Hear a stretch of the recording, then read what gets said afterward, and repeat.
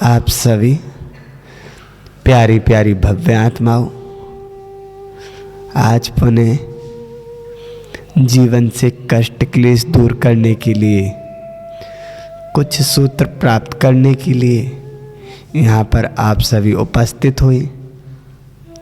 हमारे परिवार में कैसे शांति का माहौल बने, कैसे लड़ाई झगड़े बंद हो जाएं, कैसे सुख और समृद्धि की वृद्धि हो, उसका मुख्य कारण देखने में आता है तो वह है हमारा अपने परिवारजनों के प्रति, आत्मीय जनों के प्रति एवं अन्य रिश्तेदारों के प्रति किया गया व्यवहार। हम जैसे शब्दों का प्रयोग अपने परिवार में करते हैं, वैसा ही हमारे परिवार का माहौल होता है। हम सोचें कि हम तो सबसे चिल्ला के बोलें, तेज आवाज में बोलें, लेकिन सभी लोग हमसे मिष्ट और शिष्ट भाषा में बात करें, ऐसा कदापि संभव नहीं है। क्योंकि हमारा व्यवहार कुएं की आवाज की तरह होती है। हम जैसा बोलते हैं वैसे ही वापस आती है। जैसे हम लोगों को ऊंची आवाज में सुनना पसंद नहीं है, कोई हमसे चिल्ला के बोले हम लोगों को पसंद नहीं है, ऐसे ही भैया सामने वाले का भी तो स्वभाव है। उससे आप ऊंची आवाज में बोलो तो उसको भी पसंद नहीं है। इसलिए हम अपने जीवन में मधुर बोलें, इष्ट बोलें, मिष्ट बोलें, शिष्ट बोलें। एक प्रसंग सुना के अपनी फिर शब्द श्रृंखला को विराम देंगे। एक कंक भट्ट नाम का ब्राह्मण था। कंक भट्ट वह यात्रा के लिए जा रहा था। यात्रा में चलते चलते ग्राम पड़ा। मध्याह्न काल का समय था। वह उस ग्राम में पहुंचा तो देखा कुछ लोग एक बरगद के पेड़ के नीचे चौपाल पे अपने सुख दुख की बातें कर रहे हैं। पहले चौपालें होती थी, बड़ी बड़ी वृक्ष होते थे, उसके नीचे सभी लोग बैठते, एक दूसरे को अपनी दुख सुख की बातें बताते। लेकिन अब वो पता नहीं कहाँ लुप्त हो गया सब कुछ। अब पड़ोसी की खबर नहीं है, पड़ोस के घर में क्या हो रहा है, पड़ोस की कॉलोनी में कौन आ रहा है, कौन जा रहा है। पहले कोई साधु संत नगर में आते तो पूरे नगर में माहौल रहता कि अरे हमारी नगर में महाराज जी आए। इतनी सुविधा ना होने के बाद भी, लेकिन आज सारी सुविधाएं हैं, फोन आदि की सुविधाएं हैं, नेट है, व्हाट्सएप आदि की सुविधाएं हैं, फिर भी साधु का ज्ञात नहीं है। जितनी सुविधाएं लाभकारी हैं उतनी हानिकारक भी हैं। पहले साधु के प्रवचन सुनने के लिए भीड़ ऐसे उमड़ती थी। पूज्य दादा गुरु विद्यानंद महाराज जी जब जयपुर आए थे, उनकी सभा में 20-30 हजार लोग तो सामान्य थे। और आज बड़े बड़े कार्यक्रम करो तो उसमें इतने लोग नहीं होते, इतने श्रावक नहीं होते। क्यों? क्योंकि आज सभी साधुओं के किसी के भी प्रवचन सुनना हो, फोन पे सर्च करो, मिल जाएंगे। आचार्य देखनी है तो फोन पे मिल जाएगी, अभिषेक दिखना है तो फोन पे मिल जाएगा। हाँ, गलत नहीं कह रहे हम। आपने दीप अर्चना फोन पे देखी, आपने अनुमोदना की, पुण्य मिला। आपने आचार्य फोन पे देखी, अरे भगवान की मुनि राजों की, हाँ आचार्य देखने को मिलेगी। आपने जिनेंद्र देव का अभिषेक शांति धारा देखी, पुण्य मिलेगा। लेकिन कहीं ना कहीं इनका दुष्प्रभाव भी रहा। ये हमारे रिश्तों को खा गया, ये हमारी मित्रता को खा गया, ये हमारे बचपन को खा गया। महान भाव सबने पूछा, भाई हे विप्रदेव कहाँ से आ रहे हो, कहाँ जा रहे हो? बोले भाई ऐसे ऐसे मैं उस ग्राम से आया हूँ और यात्रा करते हुए मैं उस नगर के लिए जा रहा हूँ। बोले आइए बैठिए, मध्याह्न काल हो गया है, कुछ भोजन पानी कर लीजिए। बोले नहीं भाई ठीक है। जब एक राहगीर को भोजन के लिए पूछ लेते हैं कि भाई नहीं भोजन कीजिए, तो आप आपके घर के सामने कोई भूखा आ जाए उसको भी पूछ लेते हो? नहीं पूछते? पूछते हो ना। आपके घर के सामने कोई भूखा व्यक्ति उससे पूछ लेते हो भाई भोजन कर लो। और कोई बड़ा रिश्तेदार आ जाए तो उसके लिए तो फिर टेबल कम पड़ जाती है, आइटम इतने हो जाते हैं।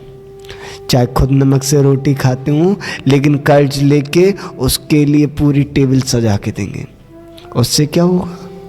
उससे वो व्यक्ति बाहर जाएगा, आपकी जय जयकार करेगा, अरे भाई मैं उनके घर गया इतने अच्छे से खातिरदारी हुई। हाँ, लेकिन आपके ग्राम में, आपके नगर में, आपकी कॉलोनी में, आपके कस्बे में, आपके शहर में, जिनको आप भगवान कहते हो ना, कहते हो नहीं कहते? भगवान कहते हो? भगवान कौन होते हैं? जो हम सबके इष्ट हैं, पूजनीय, वंदनीय, और वो भूखे हो तो कैसा लगेगा? विचार करना। हाँ, वो भूखे और हम लोग अरे क्या करना, उनका तो काम ही ऐसे। हाँ, विचार करना। ये अपने आप में बहुत बड़ा पाप का होता है। अभी महाराज जी बता रहे थे संख्या कम है, हम बिल्कुल अफसोस नहीं करते। भैया हमारी तो पुण्य का उदय, हम भगवान के पास बैठे। आप लोगों के पाप का उदय तो हम शोक क्यों करें? आपके पाप का उदय आप लोग भोगो, हम आपके पाप के उदय को अपना पाप का उदय क्यों माने?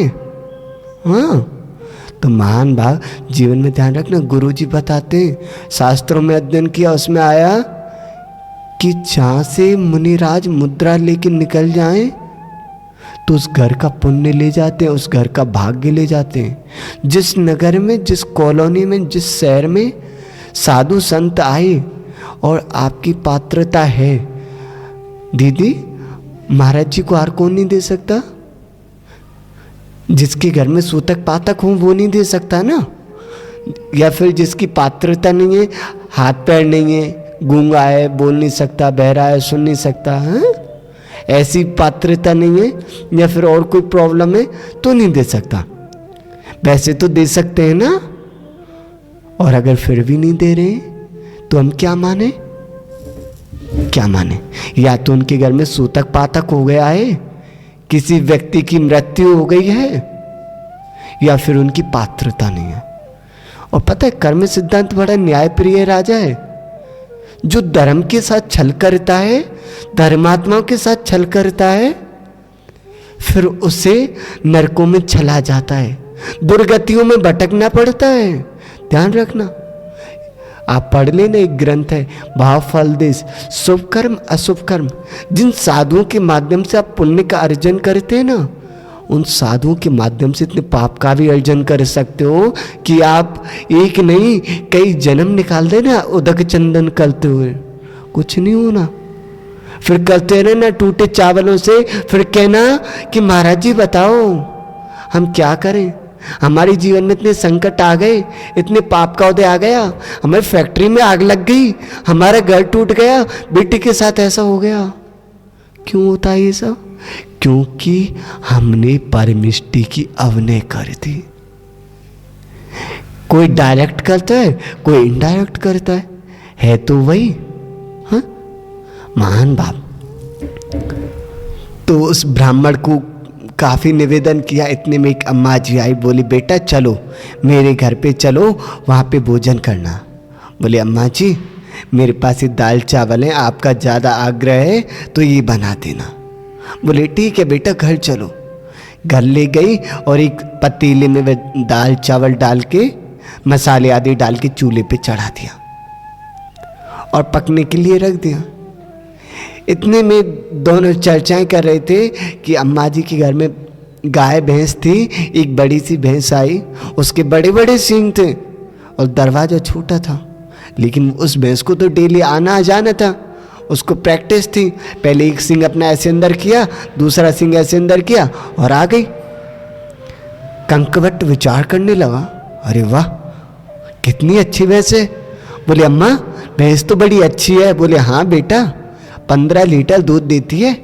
बोले वाह बहुत अच्छी बात है, पर अम्मा एक बात बताओ, अगर ये भैंस मर गई तो इसे गेट से बाहर कैसे निकालोगे? अम्मा को बड़ा क्रोध आया। बोले बताओ, मेरी इतनी अच्छी भैंस है और ये इसे मारने की बात कर रहा है।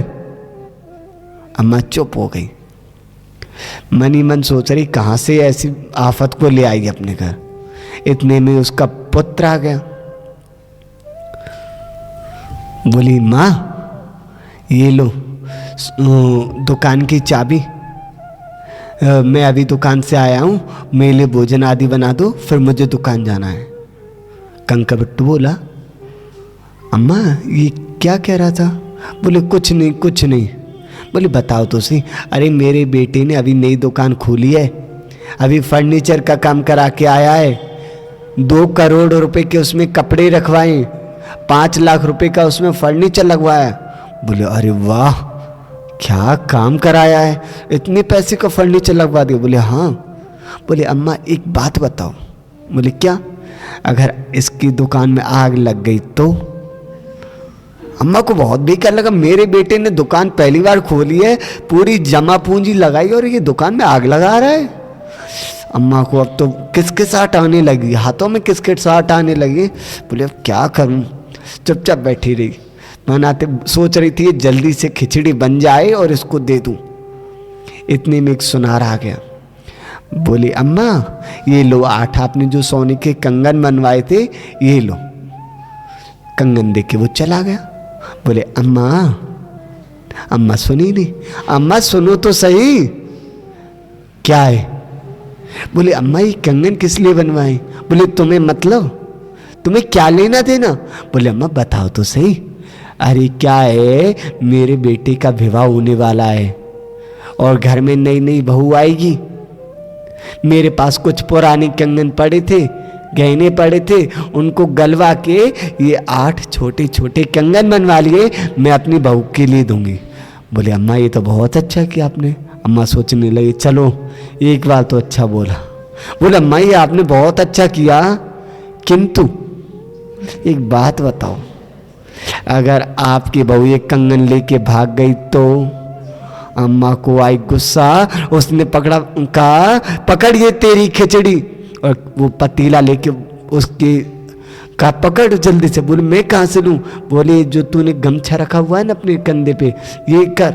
उसमें गमछे में वो खिचड़ी डाल दी और वह चुपचाप मुंह लटका के जा रहा है। जो चौपाल पे लोग बैठे थे बोले भाई कंकवट, अरे सुनो तो सही। बोला नहीं। अरे कंकवट देखो ये तुम्हारे गमछे में से कुछ टपक रहा है, क्या टपक रहा है? बोले भाई पूछो मत। बोले बताओ तो सही क्या है? बोली ये है मेरी जिव्या का जहर।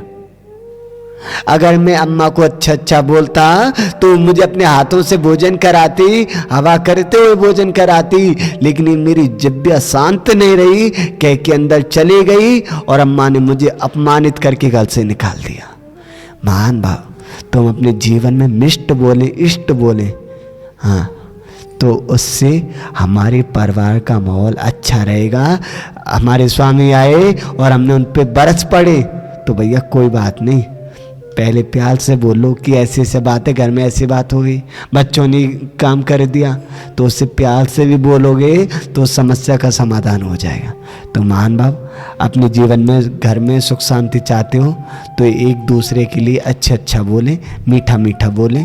आज बस इतना ही। जय बोले परम पूज्य आचार्य भवन गुरुदेव वसुनंद मुनि राज की।